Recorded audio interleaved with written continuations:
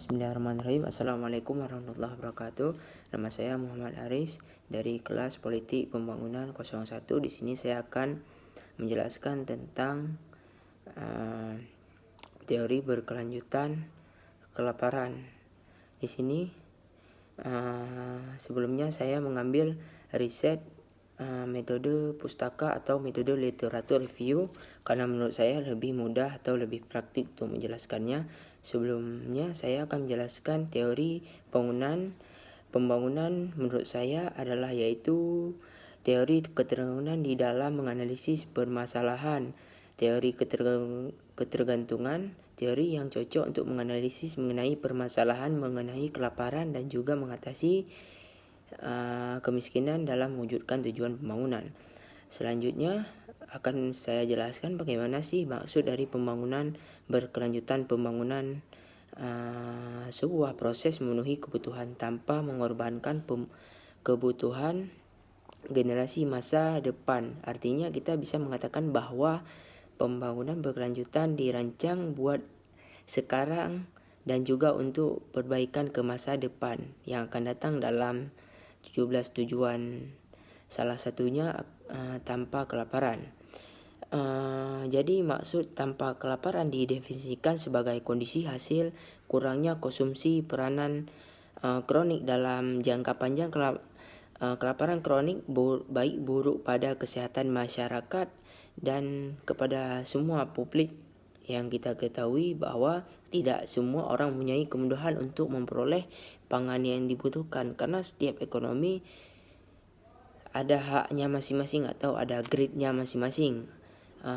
Hal ini mengarah kepada kelaparan dan gizi berpengaruh kepada kesehatan masyarakat. Pangan secara kronis tidak mampu mendapatkan pangan cukup untuk memenuhi kebutuhan minimum, memenuhi kepada mereka. Jutaan anak-anak berusia 5 tahun balita menderita kekurangan gizi kronis. Pada musim kekurangan pangan, musim kelaparan, dan musim kerusuhan sosial, angka ini terus meningkat. Banyak faktor penyebab terjadi kelaparan seperti kemiskinan melebihi kapasitas, diskriminasi dan ketidakdayaan seperti pada anak-anak, wanita dan lansia. Demikian juga terbatas subsidi pangan meningkatkan harga-harga pangan menurun. Pendapat real tingginya tingkat pengangguran. Sebagai faktor utama penyebab terjadinya kelaparan adalah tujuan SDGs nomor 2 yaitu mengakhiri kelaparan, mencapai ketahanan pangan, memperbaiki nutrisi dan mempromosikan pertanian yang berkelanjutan. Mengenai hal permasalahan tersebut juga sebenarnya sudah ada aturan dalam peraturan perundang-undangan bahwasanya berdasarkan literatur review untuk mengenai di UU bahwasanya hak atas pangan sebagai hak asasi manusia. Pangan adalah kebutuhan dasar berkelanjutan pada manusia yang jika tersedia menciptakan kondisi mengancam kehidupan. Hak pangan yang layak bagi manusia. Hak atas pangan ditegaskan dalam ICISC pasal 11 ayat 1 sebagai berikut. Negara-negara konven mengakui setiap orang standar layak dirinya, keluarga termasuk pangan layak serta perbaikan kondisi hidup terus-menerus. Negara berserta mengambil langkah-langkah diperlukan untuk menjamin kewujudnya hak ini. Hak atas pangan juga dinyatakan dalam UU 1945 pasal 28H tentang setiap orang hidup sejahtera lahir dan batin. Mengenai hal ini tersebut, beberapa indikator sudah diatur pemerintah tujuan pembangunan berkelanjutan tanpa kelaparan untuk memaksimalkan, yaitu sebagai indikator target tanpa menghilangkan kelaparan, menjamin miskin dan mereka berada dalam kondisi rentan termasuk bayi terhadap makanan gizi dan cukup sepanjang tahun.